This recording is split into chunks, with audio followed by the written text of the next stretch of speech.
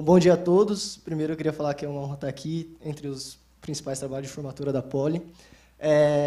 O meu trabalho foi um estudo de modelos de negócio de ônibus low cost e se eles são aplicáveis ou não no Brasil. Eu sou o Pedro Magalhães, quem me orientou foi o professor Roberto Marques. Foi uma orientação que começou desde o momento que eu estava no intercâmbio e o professor já me ajudando desde o começo do ano passado. Aí eu defendi essa tese na Itália, depois fiz algumas alterações aqui no Brasil e redefendi ela no final do ano. Aqui a agenda.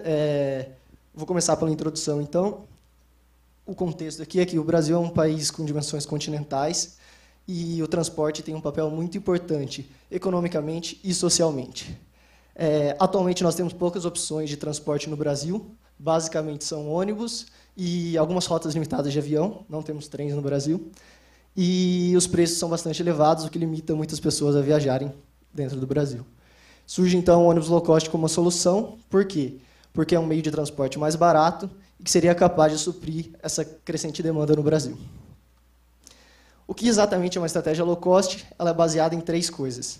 Reduzir custos, aumentar a taxa de utilização e ganhar um lucro extra de todas as possíveis fontes.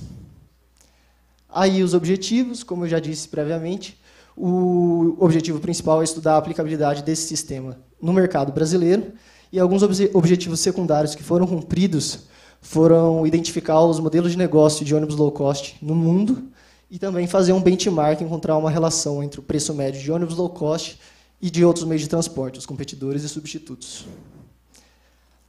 A metodologia ela é composta por 6 partes e os resultados também são compostos por 6 partes que vão ser apresentados sempre na mesma ordem. Então, eu comecei, a primeira parte da metodologia foi uma análise do mercado brasileiro, um pouco da análise da economia, da política e, principalmente, da regulamentação. A regulamentação foi encontrada na literatura como um dos principais pontos e aí eu vou falar um pouquinho mais dessa regulamentação mais para frente. Depois disso, com base na demanda, principalmente na demanda e no crescimento de mercado no Brasil, eu identifiquei algumas rotas potenciais. Um outro ponto interessante encontrado na literatura foi que as principais rotas deveriam contar com um mercado de estudantes.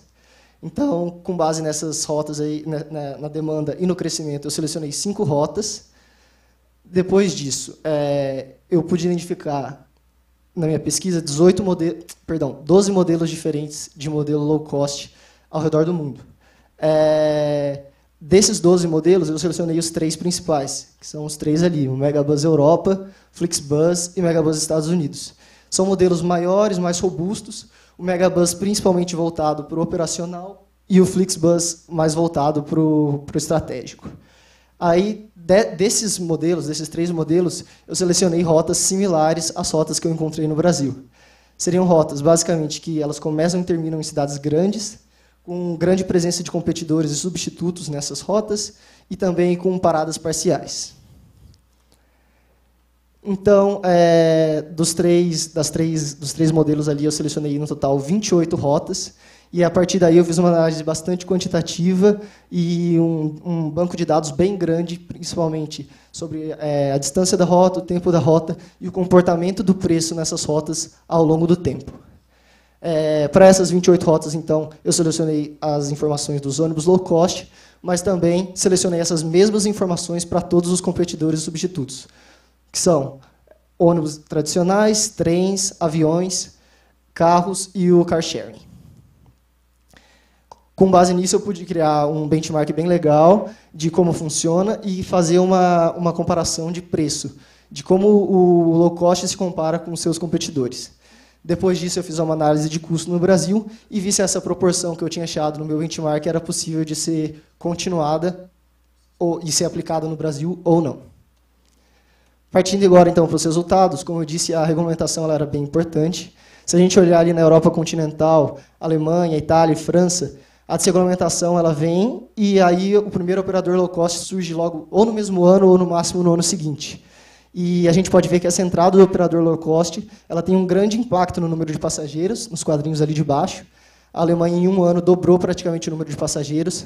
A França, que tinha um mercado bem reduzido, quase que aumentou 50 vezes em 2 anos. E o Brasil, a gente já teve uma parte dessa desregulamentação em 2015. Algumas rotas já estão podendo ser operadas com autorizações. E se em 2015 a gente já tinha no Brasil 48 milhões de passageiros, o potencial para um operador low cost já é muito grande e acredito que esse número pode aumentar muito com a entrada de um operador low cost. Falando então um pouquinho das rotas, como eu disse, a demanda é bastante importante. As rotas internas no Sudeste elas são responsáveis por mais de 40% dos passageiros transportados. Então, das 5 rotas que eu selecionei como principais, 4 delas são no Sudeste. A 5ª rota ela é no Nordeste, porque das macro-regiões, ela foi a única que eu pude identificar um crescimento de mercado nos anos que foram analisados, que foi de 2013 a 2015. Aqui, só para ilustrar como que foram selecionadas as rotas, como eu disse, sempre cidades grandes no começo e no fim. Aí eu tenho a primeira rota é a rota do Brasil, aí depois a rota em azul é a Megabus Europa, a verde é da Flixbus e a laranja é do Megabus Estados Unidos.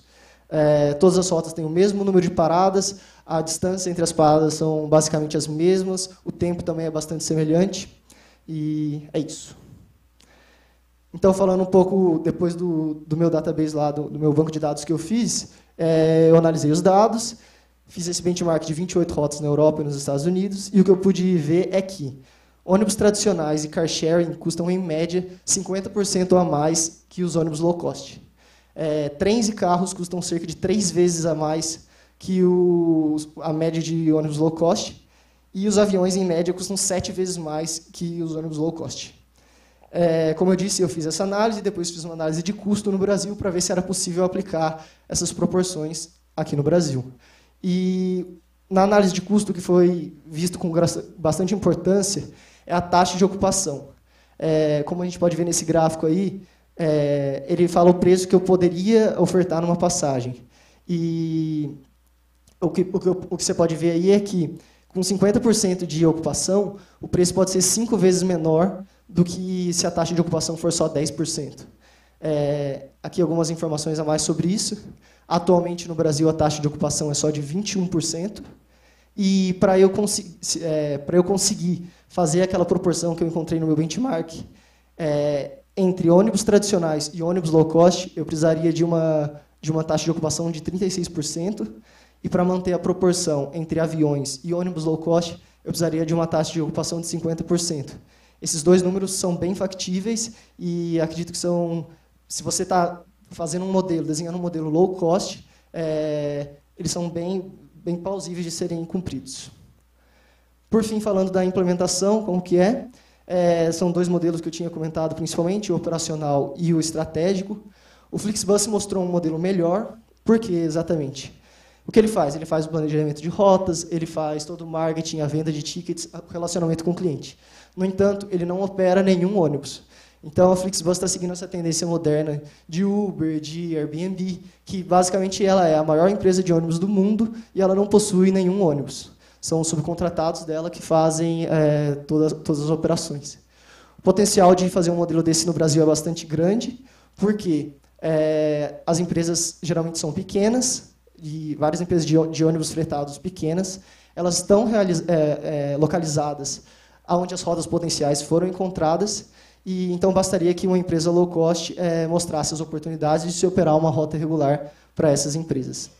Como resultado ali que está ali embaixo, em julho de 2016, a Flixbus, que é a maior companhia estratégica, comprou a Megabus em toda a Europa continental, e a Megabus, que era a maior companhia operacional.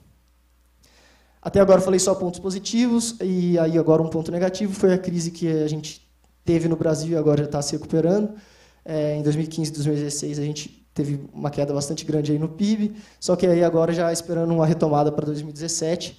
Então, se no ano passado não era exatamente o momento certo para aplicar alguma coisa desse tipo, eu acredito que em 2017, ou talvez no ano que vem, a gente já teria um potencial para desenvolver um modelo mais robusto e acho que geraria bastante frutos aqui no Brasil. Bom, as conclusões, então: grande potencial para ônibus low cost no Brasil, vários modelos de negócio aplicáveis, principalmente esse do Flixbus. A regulamentação é favorável, já começou a mudar e vem sendo favorável. Rotas similares nos Estados Unidos e na Europa a gente pôde observar. Os preços são aplicáveis e os pontos negativos estão mais ligados à crise que teve ano passado e agora já vai melhorando. Por fim, só indicações aqui de próximos passos. Eu acho que valeria entender melhor como o mercado brasileiro está reagindo com essa nova regulamentação. explorar e comparar novas rotas para ter um benchmark um pouco maior. E ideias de pesquisas futuras aí, entender melhor como o mercado está reagindo com o Megabus, com a aquisição aí do Megabus pela Flixbus. Inclusive, eu estou vendo com o professor da gente tentar desenvolver algum estudo, alguma coisa para ser publicada desse tema e também, principalmente, entender o que o mercado que foi liberado para se tornar bastante competitivo acabou se tornando meio que monopolista com um grande player lá na Europa, que é a Flixbus. É isso. Muito obrigado a todos.